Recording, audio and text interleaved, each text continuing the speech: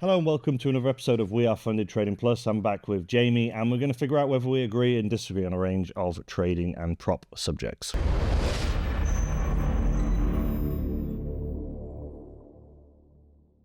Traders will be more successful if they focus on trading just one market instead of multiple markets.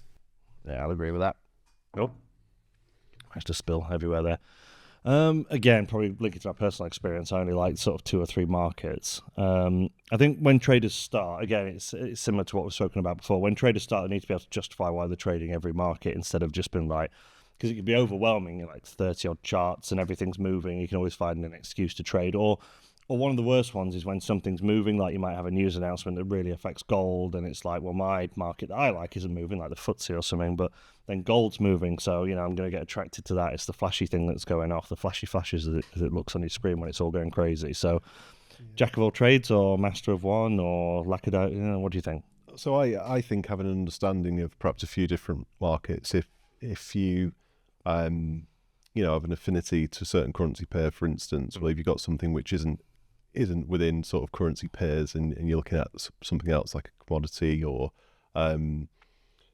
I just think you'll give yourself more opportunity and broaden your knowledge if you're willing to explore a different range of markets. I think you can get blind to perhaps just one market and you lack of an understanding of like the broader things which are forcing the moves in that particular market. So I think having more breadth of choice when it comes to it. I guess there are some downsides. There's pros and cons. You can make a good argument for both, to be fair. Yeah. So that could just force you to trade, whatever. Perhaps when the setup's not there, you don't fully understand it. But I would say perhaps starting with one pair and then looking to broaden your understanding across a range is only going to be an advantage in the long term because you're enhancing your understanding of the markets as a whole. Whereas if you're, say, you only trade one currency pair, and you can't look beyond that, and you perhaps don't have the understanding of what's driving that currency pair, then perhaps you're at a disadvantage. Yeah, we'll start with one, and once you know one well, then add another. Don't just scattergun approaches. I think that's probably the sensible evolution of it. Yeah. Well, maybe I'll move a bit nearer toward you, but still disagree. Yeah, that's good. I'm always right, like a magnet. Trading performance can only be measured over months and years, not days or weeks.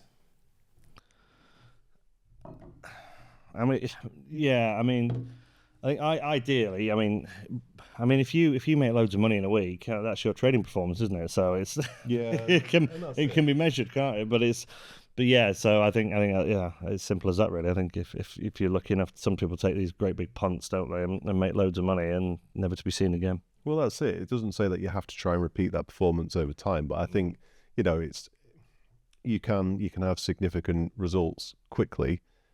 You can have more modest results over a longer time frame. Both of them are an indication of performance. I know for me, I would perhaps want to see more modest gains over a longer time frame. For me, I suppose what we're saying is it a representation of skill?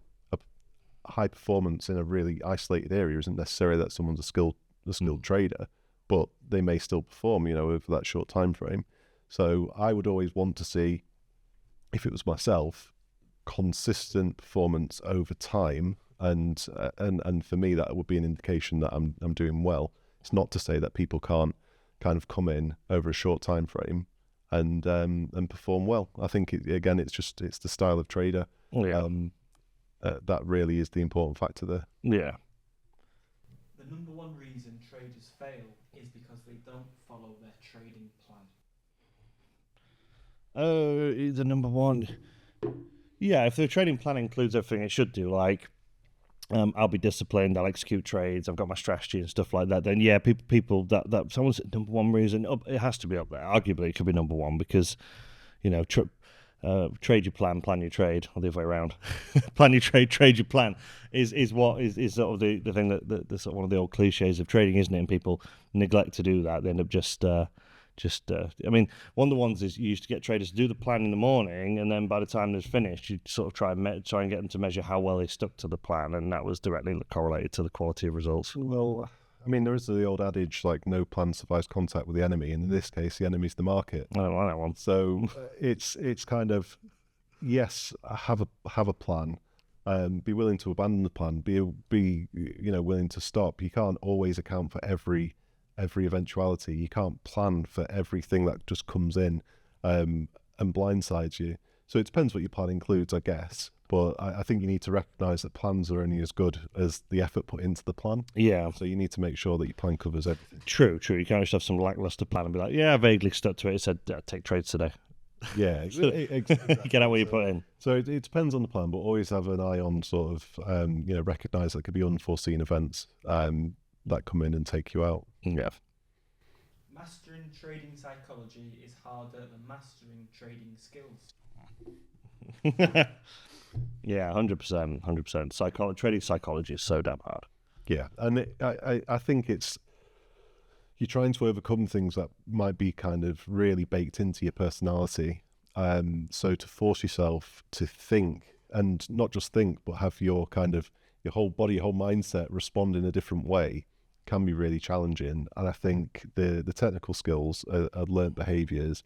I think trying to force your mindset, trying to remain calm when something happens, trying to limit a negative emotional reaction, say to a loss, is really hard. It takes discipline. It can be done, and there are some great trading psychologists out there. I'm sure, Simon, There's a lot of crap ones as well I'm going to talk about in a second. Yeah.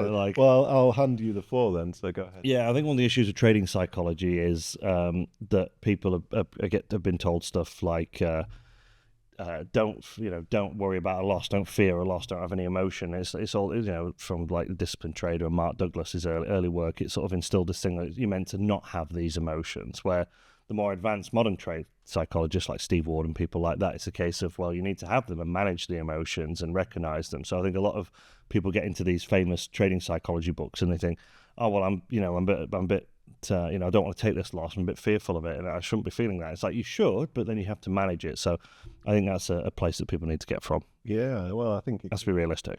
Yeah, absolutely. And you can't go against your innate human reaction. Exactly. Like you unless you're an unusual individual. Yeah. So no, I do strongly agree with that. Yeah, I love that one. Scalping is the most profitable trading style.